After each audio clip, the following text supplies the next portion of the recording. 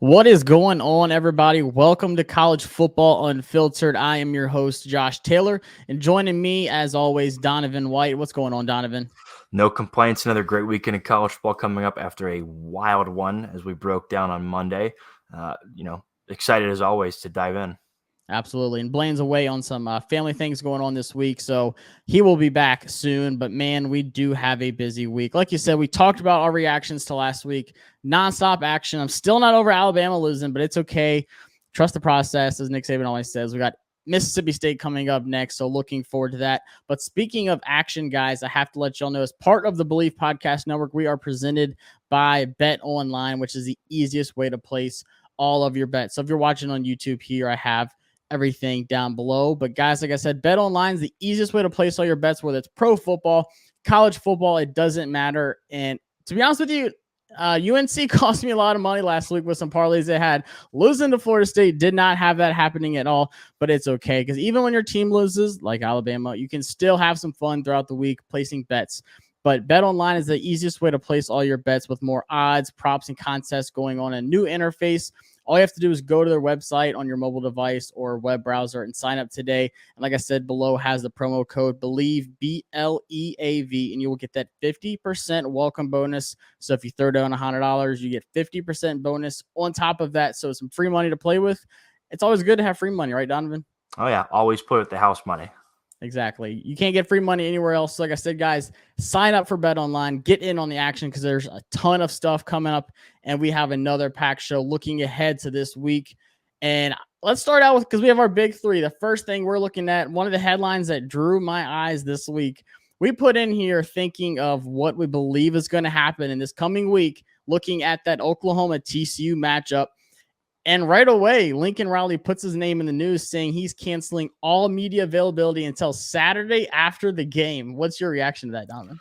It's a little strange, right? And it plays into the headline of the first set of the big three, which was Oklahoma rolls TCU with Caleb Williams at the helms, right? And that is, I think, one of the two scenarios that could happen, right? Caleb Williams steps in if he's the one that starts, right? Maybe he's not. Maybe since I think he will too. But especially with the no media availability, it kind of hints at that happening. But let's say he steps in, right? He takes the reins and he just rips it off and he gives this Oklahoma team new life. If that happens, they're going to roll TCU. The other scenario is that he comes in or Spencer Rattler starts, and either one, Oklahoma still struggles.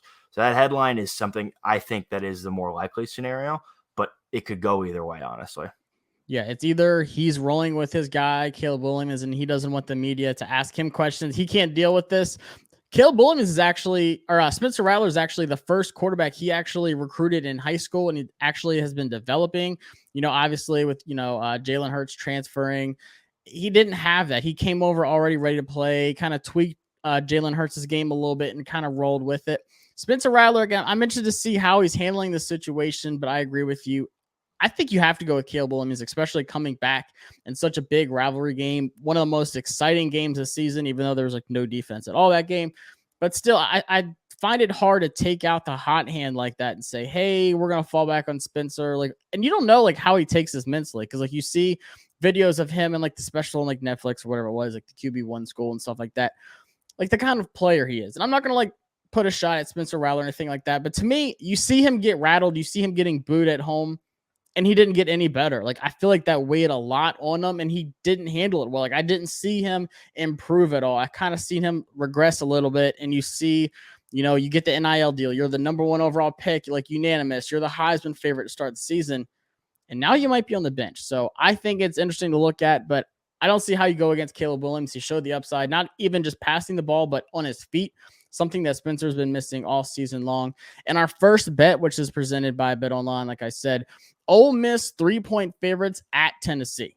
I feel like 3 points is not enough. Yes, Tennessee's got a good offense this season. Surprised a lot of us. I'll say that. Seems like they put the entire last season's point total on Missouri this season. So Ole Miss -3. Is the Lane Train kind of pulling back, or is it just full steam ahead over in Knoxville? I don't think it's pulling back at all, right? You kind of had a shootout, like who wants to win this game more between, Ole Miss and Arkansas last week.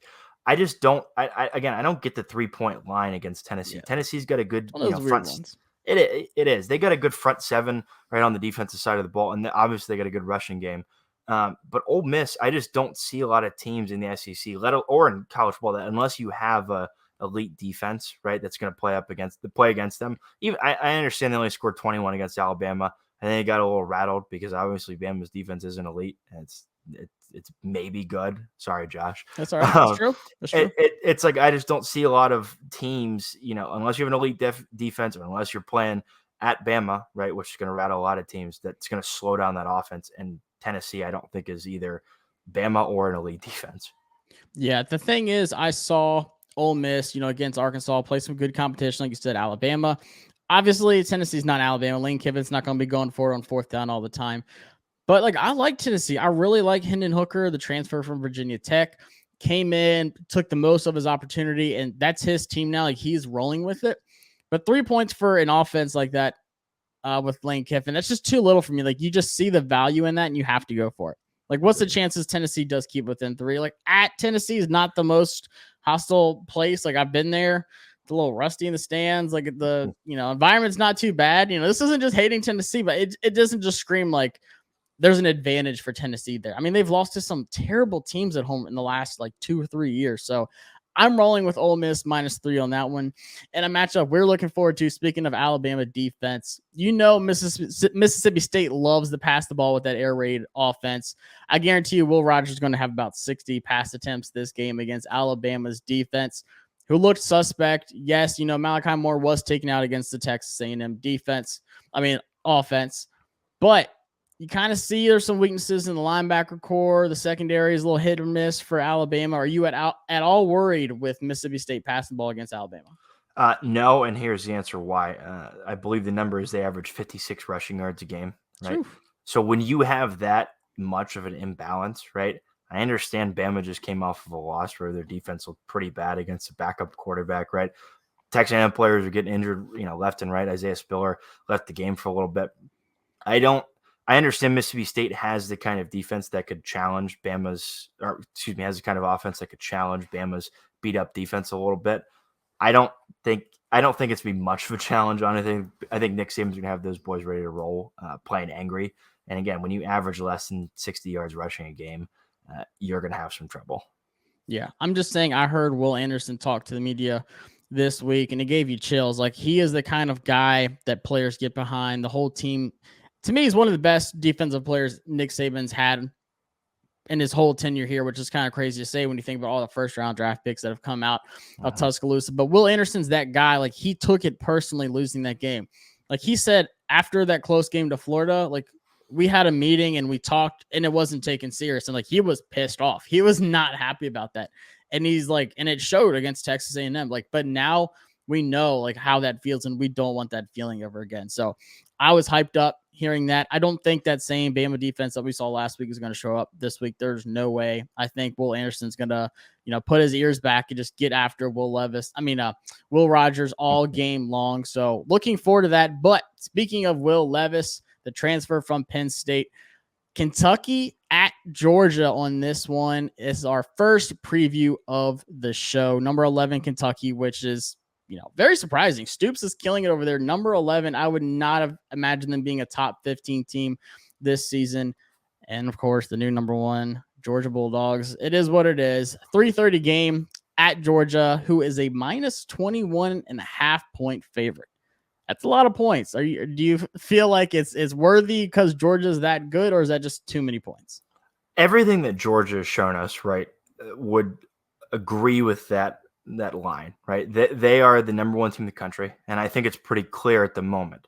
That being said, I think we heard for a lot of weeks that it was Alabama and Georgia's, national championship, a number 1 and number 2 spot in the playoffs to lose. I don't disagree right now with it's Georgia's number 1 spot to lose, because I don't think, any team should jump them if Georgia keeps winning.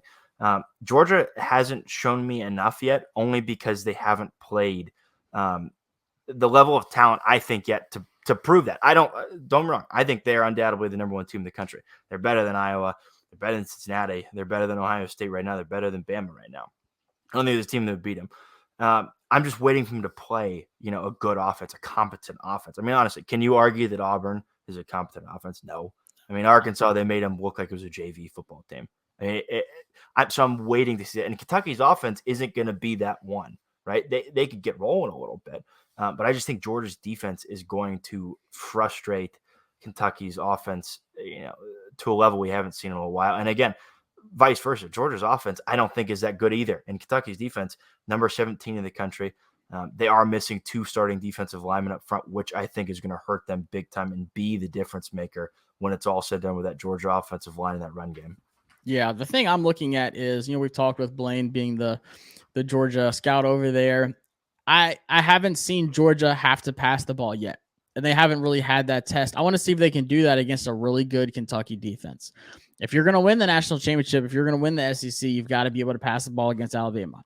They've been leaning on this 3-headed monster of the run game, just running the ball at will. I mean, even against Arkansas, like they had 70 or 80 passing yards against Arkansas, and it wasn't even close. Like I said, they didn't have to pass the ball. They could just run it down your throat, stop you on defense, and you just kind of look, we have no answer for this defense with Jordan Davis, who's kind of getting some Heisman favorite, by the way, which I don't know if a D-tackled could win the Heisman, but who knows? But the thing I'm looking at is Will Levis. I haven't seen enough of him to say, yeah, he's capable of scoring some points, leading the offense down. It's been kind of leaning heavily on Rodriguez in that run game. Kentucky ran for 330 yards and 3 touchdowns against LSU, which is another reason why Coach O's seat is hot right now. But still, I look at that matchup and say Kentucky can run the ball, but Georgia's not going to let you. This game to me feels exactly like the Arkansas game for Georgia.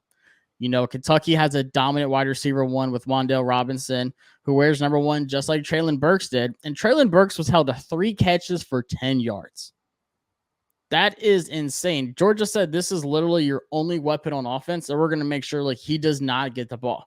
And I think Georgia's going to do that with Wan'Dale Robinson too. So it's going to lean heavy on Levis in that run game. Can they get things going? And I just see a lot of 3-and-outs. I see Kentucky's defense making some plays, frustrating Kirby Smart, but I just don't think they have the firepower on offense to keep up with them. So like I said, I compare this to the Georgia-Arkansas game. We feel like, oh man, this is a good defensive matchup. And then you blink and it's 28-3. And Georgia's kind of pulling away just because of that firepower that they do have on the offense. And their defense is not going to let Wan'Dale Robinson get going. So if you had a prediction for this game, what's your score? Well, seeing as, and maybe I disappoint some Kentucky Wildcat fans going on, I don't see Kentucky as a top 15 team. Sorry to all the SEC fans out there. I just don't see it. Will Levis, a lot of people remember his, almost game-winning, play against Ohio State in 2019 where he stepped in for an injured Sean Clifford. Played well. That was 2 years ago. I don't see Kentucky winning. I also don't see Georgia covering 21.5 points. I see this game more as a 27-13 Georgia. Yeah. To me, Kentucky gets a lot of turnovers. That's what they're known for this season. They find a way to make it happen, but they're also turning the ball over on offense. So I think Georgia can capitalize on that. To me, it's which team's more disciplined. I think Georgia clearly wins this game, but spread wise, that's the one thing that's going to kill you if you're a bettor. You're watching who turns the ball over. And LSU has not run the ball all season. They somehow rushed for 147 yards against Kentucky last week, which was the biggest surprise to me in that whole game. Because LSU, you look at the history of running backs, they have no run game this season. They do not trust their running backs. It's all on Johnson this entire season, which really isn't fair to him. So I want to see Kentucky get back to stopping that run game. I don't know if JT Daniels is playing again this season. It doesn't look good, honestly. They're kind of keeping it quiet. So Stetson Benson, it's in his hands. And I don't know. He's a good quarterback. I think he can step up, but I want to see how he plays against these better defensive teams. Like I said, he didn't have to do it against Arkansas. So I'm watching that, but 21.5 is a lot. I think Georgia wins this one by 17. I don't think they cover the spread. That's just too many points for me. Even though they did it against Arkansas, we said the same thing for that game. We thought it'd be much closer, and it wasn't at all. So our second set of the big 3 here. Headline, what you got, Donovan? Iowa State loses to Kansas State, and the hype train is officially derailed. It already kind of was, and now they're 3-3 again.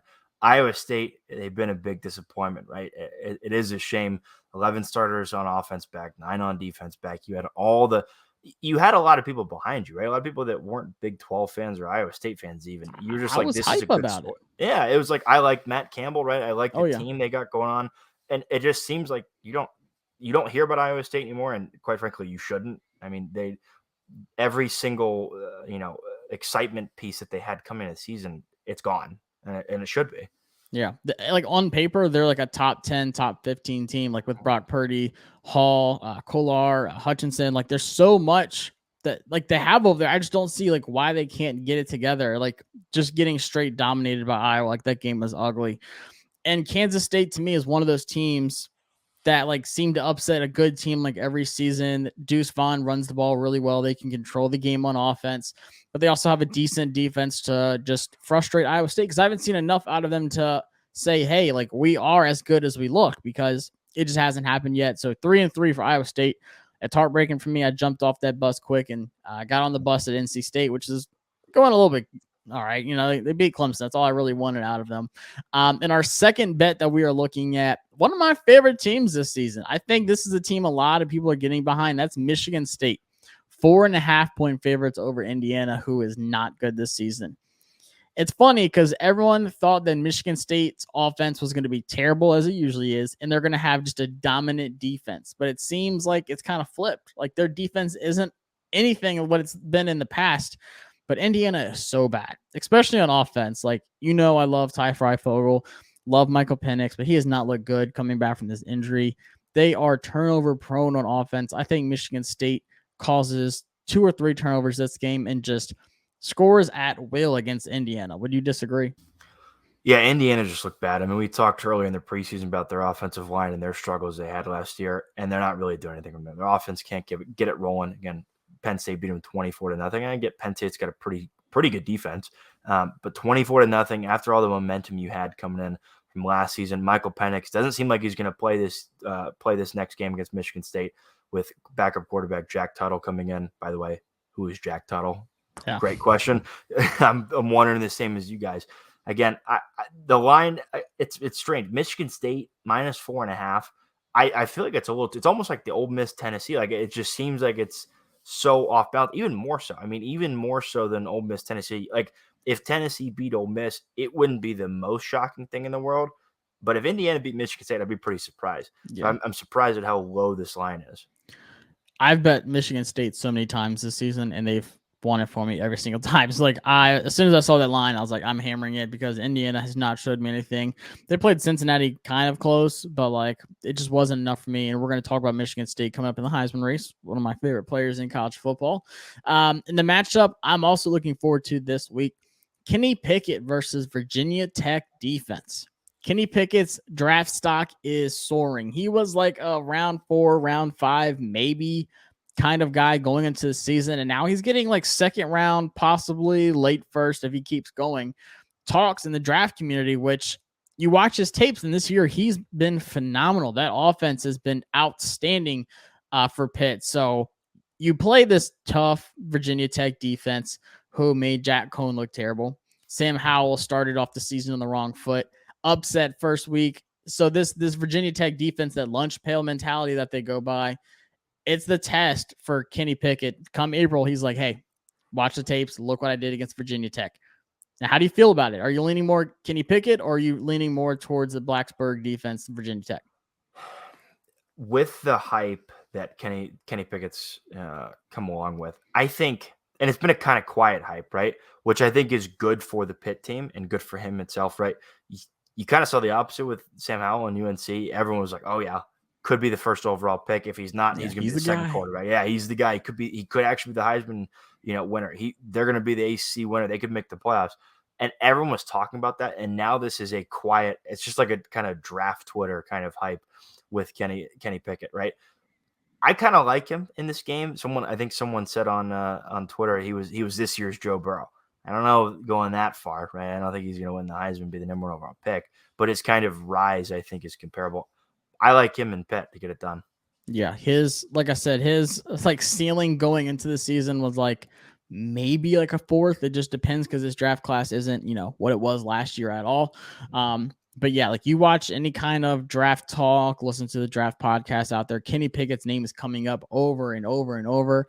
They're starting to break down his game so much. He does everything so well. Like, so for me, a guy that loves the draft, goes to the Senior Bowl, goes to the NFL draft, this is a guy I'm excited about. This is a matchup I can't wait to watch because I know what that Virginia Tech defense is like. But looking at our second preview of the week, let's talk some Big 12. Number 25, Texas looks to bounce back from that terrible comeback loss in the Red River Showdown. Faces a very physical number 12 Oklahoma State defense. And it's number 12 Oklahoma State. Yes, they're undefeated. They're one of those weird teams. They have these impressive wins like a Boise State. Beat Baylor pretty bad not too long ago. How do you feel about this Oklahoma State team? Yes, they're 5-0. They're undefeated. They're ranked in the top 15. Are they for real? See, here's the thing we've talked about a lot on the past few weeks in the podcast, kind of the rise back almost of the offensive defensive line game, right? The trenches. They've got a really strong offensive line game, and it's showing in their run game with Jalen Warren going on right now with 115 carries, over 500 yards rushing, 6 touchdowns. It's showing, and it's showing on their defensive front too. They've got just a stout defensive front that has showed in their previous matchups against Baylor and Boise State, right? The thing that, even though we've talked about the rise of that, that kind of trench warfare, you still have to have an offense that, I don't want to say competent, but can spark it when needed. And that's the thing with Oklahoma State that I don't think they have. Spencer Sanders, 5 touchdowns, 4 interceptions so far this year. I know. Yeah. And I don't think he's a horrible quarterback. I just don't see him as like the guy that can rip off a 400-yard game and 4 touchdowns when you need to, right? Or not even that, 300 yards and 3 touchdowns. I don't see him being that guy that can put the team on his back if the offensive line's not playing well. Again, he's their second leading rusher. Behind them, their third leading rusher has not even 70 yards rushing. They don't have a lot going on offense if that offensive line gets shut down. Yeah, and I'm looking at this, only 4-point favorites for Texas. Another betting line, you're kind of scratching your head at. Like, I get it. Oklahoma State has like a really good physical defense, but Texas can score quick, but their defense is terrible. And like when I watch Oklahoma State, it really reminds me of Kentucky. Like, you have this really good defense. You have this question mark at quarterback with Spencer Sanders. Like you said, turns the ball over. He's like this wild card. He looked much better last year with Hubbard and Wallace as his wide receiver. He had playmakers around him. He could make things happen. I don't think they have that this year. I don't think they have like their Wan'Dale Robinson like Kentucky does. They're missing that big playmaker in the receiving core that can help them out. So I think they're leaning too much on the run game and too much on the defense. Now you watch Baylor. Like I said, Sanders had 3 interceptions that game, and Baylor got nothing out of it. Every single drive was shut down by this Oklahoma State defense, which is led by Malcolm Rodriguez, who has 54 tackles and 31 solo tackles, which is double the guy on the team in second place has. So he's a one-man wrecking crew, and you watch the tape of these guys, and they're just all over the field. They're ball hawks, and they just remind me of that stout, physical, just hard-nosed defense like Kentucky has. So, like, to me, this is the Kentucky of the Big 12. I really look at this matchup, though.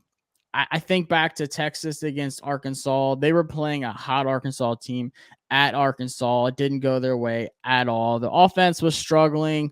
Arkansas did what they wanted to do. They got hyped up early, got confident, and just ran with it. I think Oklahoma State can do the same thing. I think they can hit Texas hard, cause some turnovers, some short drives.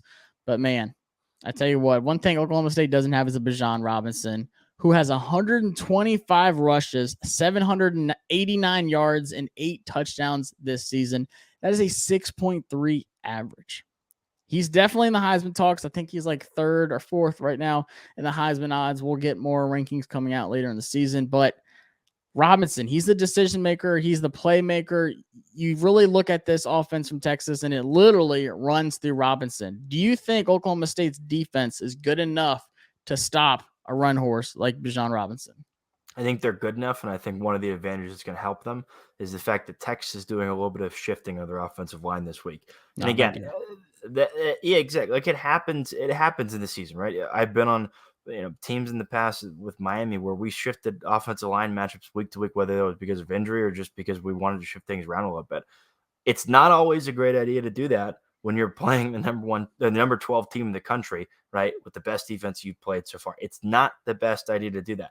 And so Oklahoma State has that advantage right now of, Texas shifting a couple guys from left to right side. They're shifting a guard to tackle, which I can tell you from experience is not always the best idea to do that. There's no offense to all the guards out there, but it's just not the best idea to do that. You're shifting around pieces against a very good Oklahoma State defensive front. That's the thing that Oklahoma State has capitalized on, is the poor line play that's already been there, right? And the confusion that will come, because if you don't capitalize on that, you're going to get exposed by Robinson. I mean, you just are. He might be the only reason I think he's not going to be at the top of the stage in the Heisman Trophy race is because of just the position that Texas is in this year. If he keeps up the same pace, if he stays healthy. Yeah, I mean, he can't keep up with Kenneth Walker III, who we'll talk about. But it really makes you wonder, like, is the game going to be in Casey Thompson's hands, and can he deliver against that good defense? Now, like you said, you mentioned the offensive line switching around a little bit. Not good for Casey Thompson because Oklahoma State defense has 16 sacks in 5 games this season, which is 15th in the country with, like I said, one less game than most teams have had so far. So that's, to me, what I'm watching, those trenches. Can Oklahoma State get to Casey Thompson, cause these turnovers? And it wouldn't surprise me, honestly. So I think that's where more of that 4-point favorite line really sways. But I don't trust Spencer Sanders enough. I've seen so much ugly in his game this season. Like I said, missing Hubbard, missing Wallace. He's just kind of just leaning on that run game. I don't trust it enough. I think Texas controls the game on the ground. I think it's a lower scoring game than what a lot of people are projected. I don't know what the over-under is on this one, but I would lean more towards the under in this one because I think it's going to be a more 3-and-out turnover kind of game, low scoring. How are you leaning on this one? Do you trust Spencer Sanders enough to win this game? No, I don't. I'm leaning more on Texas. I think my score prediction is going to be 30-17, right? Which would suggest that Texas kind of had a hold on it the whole time. I think it's be more of Texas line's going to figure out, what they need to do, like early in the game against a kind of great Oklahoma State defensive front and defense overall. When that finally clicks, which I think it will, and again, it helps that you have probably the best running back in the country. Maybe Kenneth Walker is the best, who knows? But you have probably the best running back in the country to help you out and kind of accelerate that little testing time. Once they figure that out, I think you're going to see just Texas chip away at just one piece at a time against that Oklahoma State defense. It doesn't help if your offense is not giving you anything more than 3-and-outs, which is what I think Oklahoma State's offense is going to do, even against Texas defense, which I don't think is very good. Yeah. And to me, Texas defense allows 439 yards per game and 29.2 points, which is not good. I mean, I guess by Big 12 standards. Sorry, I know a lot of Big 12 fans here, but still by that standards, that's inexcusable in any conference. So I think those are just too big of numbers. But I don't think Oklahoma State, like I said, Jaylen Warren, you can't lean on him but so much. Spencer Sanders, can you step up? Like with Will Levis for Kentucky, can you do enough to put yourself in a position to win the game? I don't think so. I haven't seen it. I think Texas wins this one by like 7-10 range. I think they do cover the 4, but I think Oklahoma State's defense is actually really good. Impresses me when I watch the tape. Like I said, I watched that Baylor game, watched the Boise State game, and I'm like, oh my gosh, these guys are all over the field. That Baylor game was so aggravating because I had them 10-point plus 10, and it broke even, thankfully. But still, I was like, I saw Baylor keep getting the ball over, getting these turnovers, and they could do nothing with it. So we've seen Texas get frustrated against an actual defense in Arkansas. So we'll see if that keeps up. I think that's going to be a better game than a lot of people are expecting. And a headline for our last set of the big 3. This is an interesting one. Derek King, who is new to the Believe podcast community, so welcome, Derek King. Was he forced to have season-ending injury? I saw a tweet with Derek King quoting a tweet saying that Manny Diaz quoted in saying that King opted to have season-ending surgery. And he quoted it and he's like, opted? Like with question marks. So everyone's like, uh-oh, like this is getting ugly. Like Manny Diaz, you're already on the hot seat. Miami is terrible this season. And now your prized possession quarterback, who's out for the season, is going out on Twitter and saying, I don't think it was much of an opting. It sounds like it was more of like a forced kind of thing. What's your take on that? And does Manny Diaz survive this season? As we all know, once again, for another year, the U is not back. Does not pay me at all in the least to say that, right? It's you've obviously got turmoil. It's like a step above, kind of like with Dan Mullen in Florida, right? Where you saw some of his comments and you're like, yeah, I wonder what those players are thinking. Well, now we know what some of the players in the Miami locker room are thinking after Manny Diaz's comments and De'Aaron King's response, essentially on Twitter. It pains me so much to see the ACC just in shambles, right? The U with so much drama. North They got Carolina, Wake Forest. They're okay. Yeah, Wake Forest. Oh man, it pains me so much to the ACC after all the smack I've heard from over the years from Clemson and North Carolina fans recently, and then the U is back, right? And it does lead us into our last bet for this show, and that is UNC minus 7.5 against Miami. And listen, I know UNC just lost to Florida State, but to Josh, your point before we started the show is it seems that UNC has a really bad game and then a really good game, and a really bad game and then a really good game. What's your take on this line? To me, Sam Howell, like I watched that Florida State game and it was embarrassing. You lose at home to probably the worst team in the ACC, competing with Syracuse. And you have to bounce back from that. UNC, just Sam Howell doesn't look like a team to me that just rolls over and says, yep, season's over, like we're defeated kind of thing. Josh Downs is a phenomenal wide receiver. I think he's going to eat up Miami. I saw what Juice Williams did against this Miami defense for Alabama, and I think it's going to be too much. 7.5 points. UNC can score a lot of points. I don't see Miami scoring enough points. Like I said, attention's on your head coach right now. That's not something that you want going into a game, especially in the ACC matchup. So 7.5, I don't know. I really like that one. UNC can score a lot of points and fast on them. And here's an interesting matchup. Bo Nix, the last one, against Arkansas's defense, who Bo Nix has had some special moments this season, making some magic happen against LSU, looked kind of like old Bo Nix against Penn State, who actually has a defense. And he goes against probably one of the best defenses he'll play this season.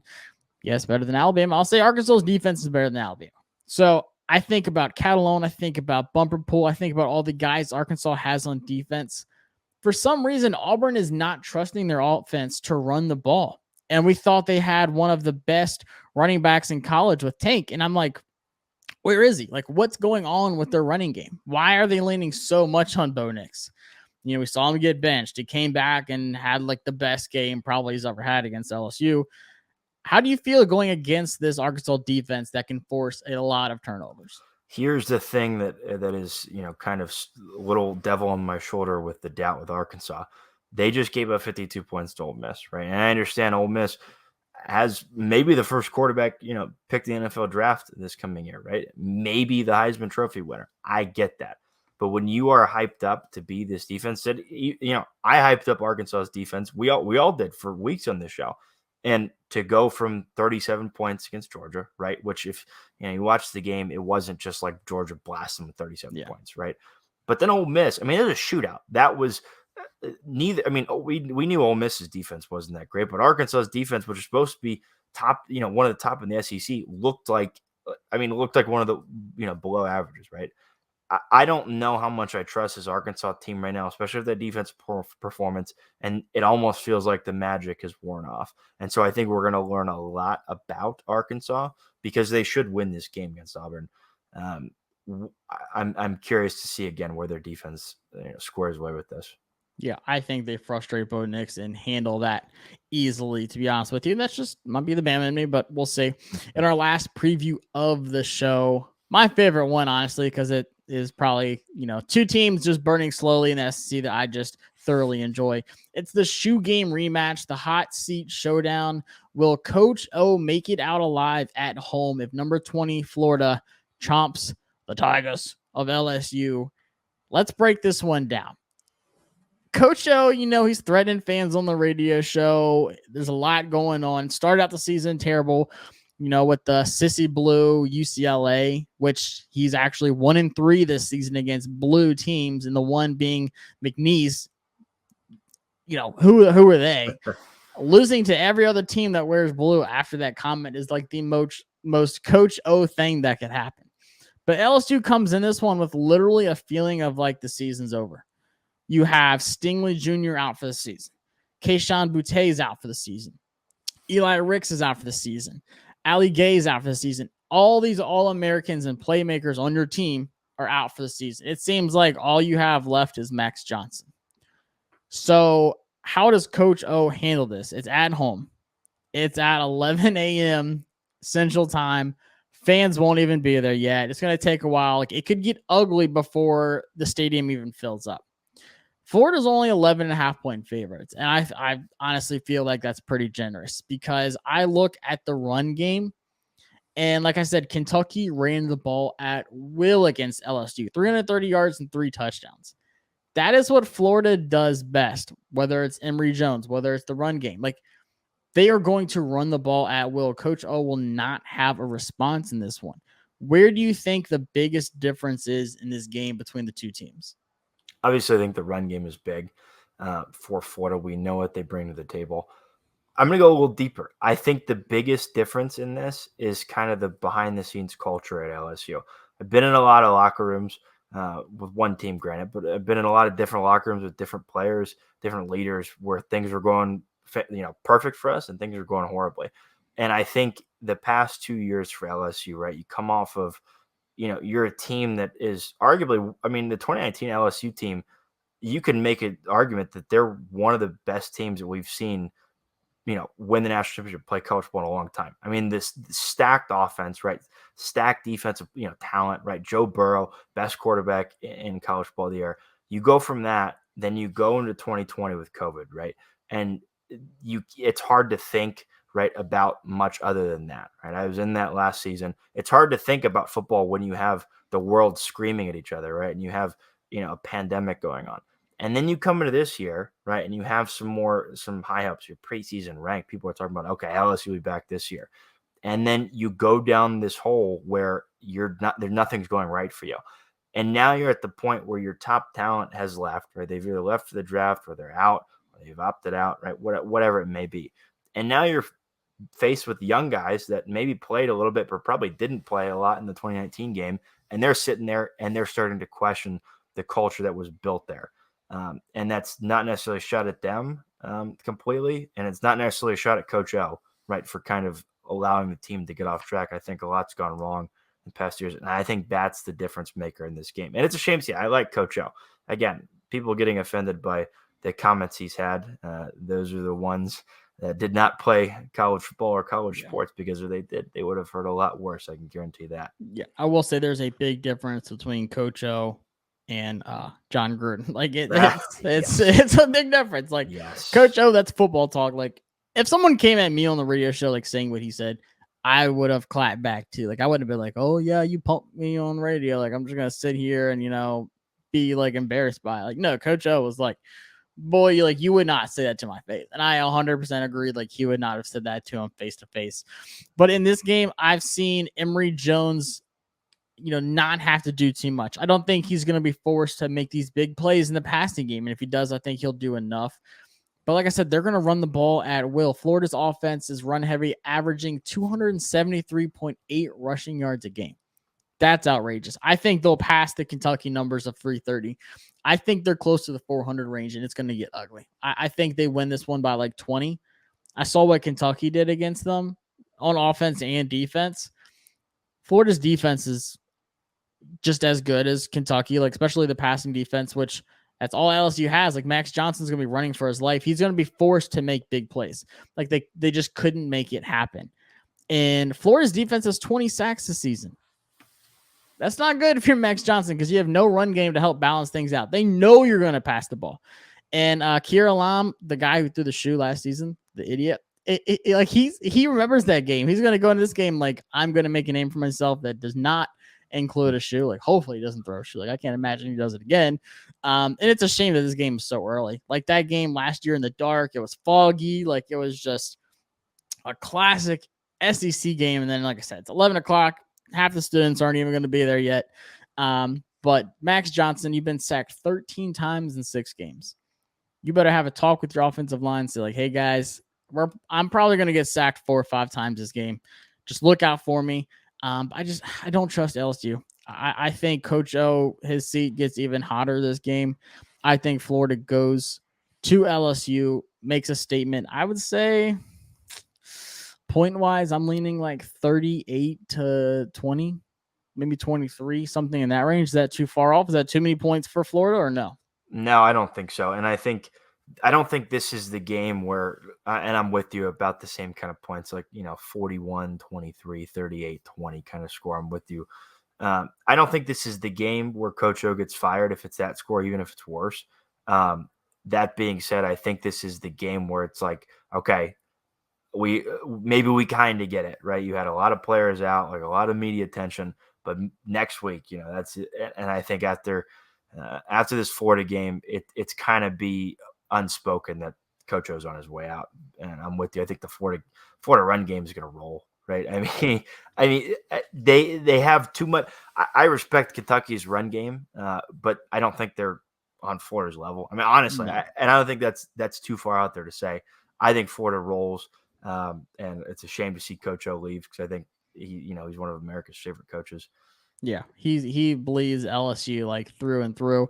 But I saw Emory Jones in that Florida offense, what they did against Alabama, struggled against Kentucky, rightfully so. But I think this is just the perfect game for them. Dan Mullen, his seat should be hot too, just because of his coaching style sucks. His attitude sucks. His comments suck after the game.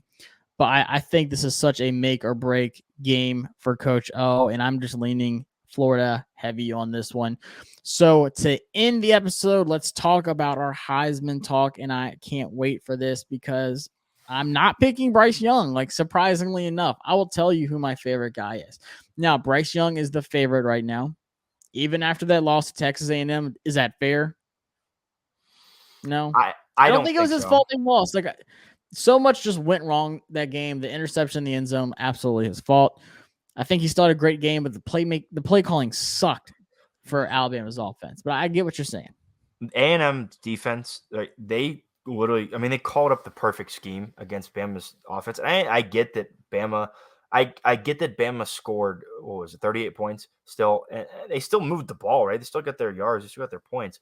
But like when you came down to it, Alabama's offense just did not adjust to the things that Texas A&M was doing. I mean, Texas A&M was timing up the snap count, right? They were watching the offensive lineman signal or the guard signal to the center for the silent snap count, right?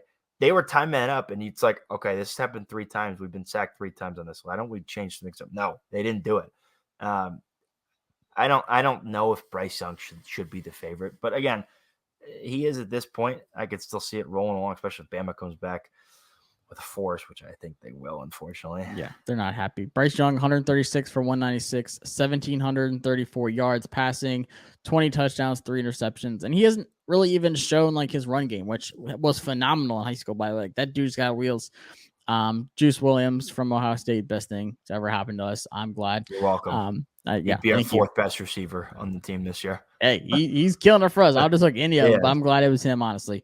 Matt Corral, like you said, even though they lose to Alabama, doesn't look too good. He's on fire against a great Arkansas team, wins at the end there. Second, it's really close. Like, he's not far behind Bryce Young at all. Do you think he has a legitimate shot? Say Ole Miss loses 2-3 games this season, makes a bowl game, looks pretty good. Like, do you think he still has a good enough shot to win the Heisman? Listen, I think we've seen a trend in the past few years with the Heisman kind of finalists and winners. I mean, last year we had Devontae Smith. Congratulations, Josh. Right, the year before we had Joe Burrow. It seems like kind of a trend. I don't know if it's a good or a bad thing. Of I get the top players, obviously, but the top players on the top teams are the ones having the biggest shot. And so even if Matt Corral is the best player in the country, is the best quarterback, if they're going 9-3 and they go play in the Congratulations Bowl game on December 30th, that's bowl game number 5 of the day. I don't see him pulling it out as the Heisman Trophy winner. Now, if they don't lose another game this season, yeah, you better believe that he could absolutely finish first, especially even if Alabama keeps winning. If Bryce Young doesn't, kind of match, Matt Corral, I could absolutely see him winning. I think he has a shot. And like off the top of my head, I'm trying to think like the last player like wasn't like a dominant team, like maybe like RG3 when he was at Baylor. Like they were good, but they weren't like, like I said, playoff. They didn't have the playoffs back then, but like caliber kind of team. And like we said earlier in the show, Bijan Robinson, this might be his Heisman game against a really good Oklahoma State defense, putting up ungodly NCAA video game type numbers. Do you think a running back actually has a shot this year? And if so, is Robinson your pick? If there's any running back that's going to do it, I think it's him. Only because you look at some of the other running backs in the country outside of Kenneth Walker. You look at a guy like, and again, I don't want to be too much of an Ohio State homer, but Travion Henderson averages a first down every time he touches the ball. That's crazy. He's a true freshman, right? He's not putting up the eye-popping numbers yards wise as Kenneth Walker and Bijan Robinson is, but he's surrounded by other talent, right? Bijan Robinson and a guy like Kenneth Walker, they're what's being talked about on their team's offense right now. So it only helps them in terms of media coverage and just the attention that's brought to. When you watch Texas or Michigan State, you're going to watch for most people are going to have their eyes on those guys. That's what they're hearing. I think Kenneth Walker had like a couple spots on Times Square I saw on Twitter today. Had some video on some video boards. It was nuts. Yeah, he's my favorite player. I can't wait to talk about him. CJ Stroud, I'll let you have your moment. Started out rough. Obviously had the Oregon game, didn't look good. We were like, man, this just doesn't look like that Ohio State offense. We're not seeing enough Garrett Wilson. We're not seeing a much, Olave. Like you said, it was kind of like all Henderson for a while. Do you think CJ Stroud's slowly building a Heisman-like resume that they can bounce back? Say they don't win it. Say they don't lose another game this season. Ohio State wins some big games. Does he have a legit shot of putting his name in the race? What I think has been big for CJ Stroud, and I'm still a little hesitant to say this, but I'm a Buckeye fan till I die, so I have to be a little cautiously optimistic. I think his shoulder injury that we heard just a little bit about was a bigger deal than it was talked about. It wasn't so much that CJ Stroud wasn't that good of a quarterback. I think his shoulder was bothering his throwing arm. We're going to find out very quickly after Ohio State's bye week this week, and then going to play Indiana, right, again, is struggling, and then going into the gauntlet. We're going to see how much it was his shoulder or it was him just not being a very good quarterback so far. Again, he's got 1,700 yards passing, 18 touchdowns, 3 interceptions, and they're going to play a gauntlet. There's no reason that he couldn't keep accelerating this and just building his resume, not necessarily to win it, but to be a finalist for sure. Yeah. Speaking of gauntlets, though, this is my guy. If I was a Heisman voter, this is my guy. We've mentioned him. Kenneth Walker III is the most electric running back in college football right now. He's the only guy I've seen dap up his teammate and do a handshake on the way to the end zone.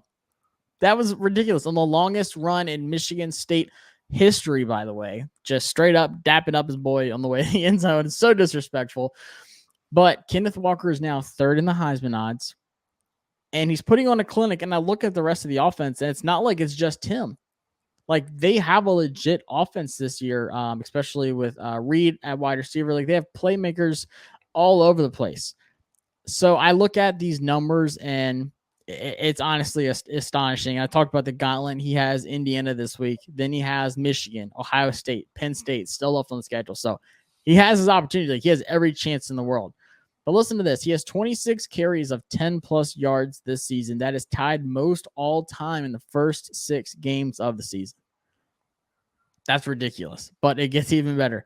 He has 2 games of which he rushed for over 230 yards in those games already this season. And I think he'll do it at least one more time.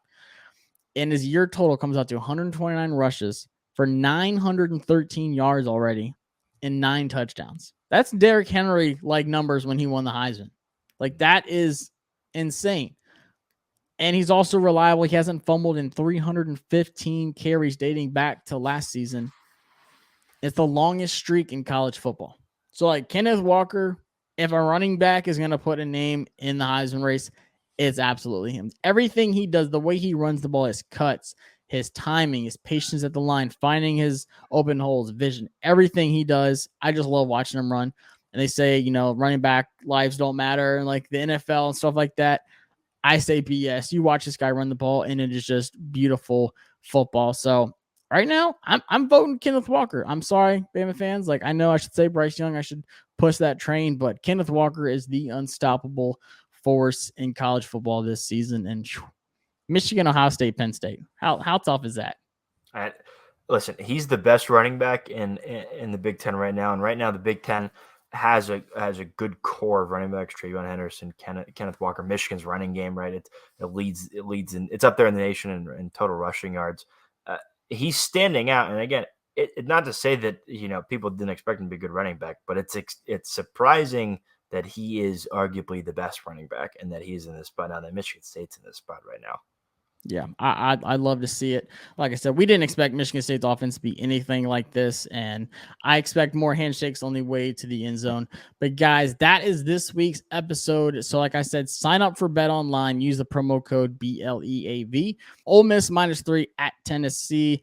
Michigan State 4.5-point favorites against Indiana. And then UNC 7.5-point favorites versus Miami. I think Sam Howell gets back on track with that North Carolina offense. And also subscribe to the 365 Sports channel so you don't miss out on anything. Always have up-to-date content, keeping you informed with everything going on in college football. And also a shout out to the Sideline Sports Network for college football, NFL, you name it, regardless, they have you good to go. So give them a follow on Twitter at sidelines_SN and SSN_college CFB to stay up to date, because we have a lot of action left. And like I said, we will be back on Sunday to break it all down for you.